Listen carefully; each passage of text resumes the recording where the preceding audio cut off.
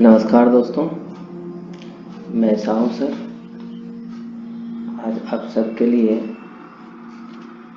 छायावाद के सर्वश्रेष्ठ कवि सूर्यकांत त्रिपाठी निराला के उत्साह शीर्षक कविता का अध्ययन करेंगे। उत्साह शीर्षक कविता एक आह्वान गीत है। इसमें कवि कविता के माध्यम से लोगों के अंदर जो उत्साह में कमी आई है उसे पुनः स्थापित करना चाहते हैं, उनके आत्मविश्वास को फिर से जगाना चाहते हैं। तो चलिए कविता की ओर चलते हैं। बादल गरजो घेर घेर घोर गगन धाराधर ओ।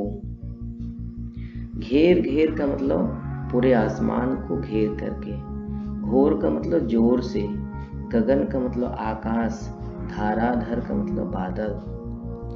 कवि कहते हैं कि हे बादल, पूरे आसमान को घेर करके और जोर से गर्जना करते हुए आओ।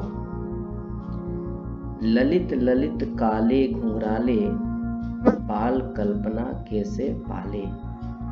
ललित का मतलब सुंदर, काले मतलब काले, घुंघराले मतलब घुंघराला बाल जैसा होता है सो।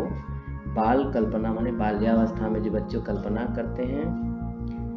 कवि बादल के स्वरूप का चित्रण करते हुए कहते हैं कि तुम्हारा स्वरूप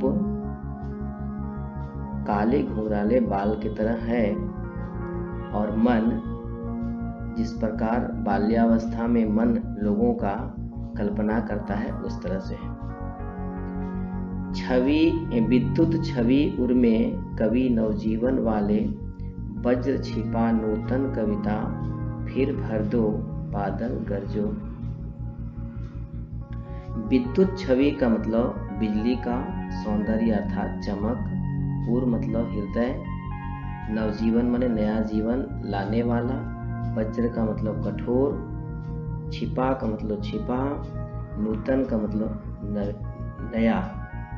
कि हे नवजीवन का संचार करने वाले बादल रूपी कवि, तुम्हारे हृदय में बिजली के समान क्रांति के स्वर और वज्र के समान भीषण गर्जना जो छुपी हुई है, इससे, इसकी गर्जना से और इसके चमक से एक बार फिर नई कविता का संचार कर दो।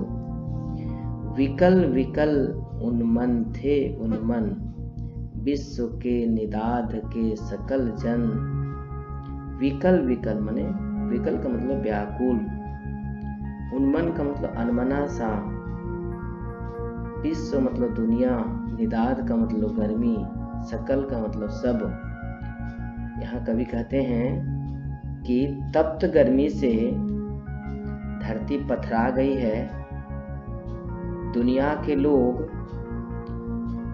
व्याकुल है, परेशान हैं, उन लोगों का मन कहीं नहीं लग रहा है, अनमना सा महसूस कर रहे हैं। इसलिए कवि बादल को बरसने के लिए कहता है कि आए अज्ञात दिशा से अनंत के घन, तप्त धरा जल से फिर शीतल कर दो बादल गरजो।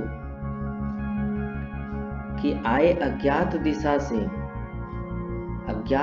से पता नहीं किस दिशा से, अनंत बादल, घन का मतलब बादल, अनंत का मतलब असंख्य, असंख्य बादल जो है से आए और तप्त मने गर्म, धरा मने धरती को, इस तपती पथराई हुई धरती को अपनी जल से शीतल कर दो।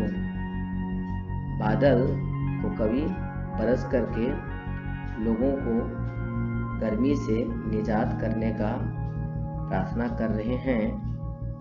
धन्यवाद।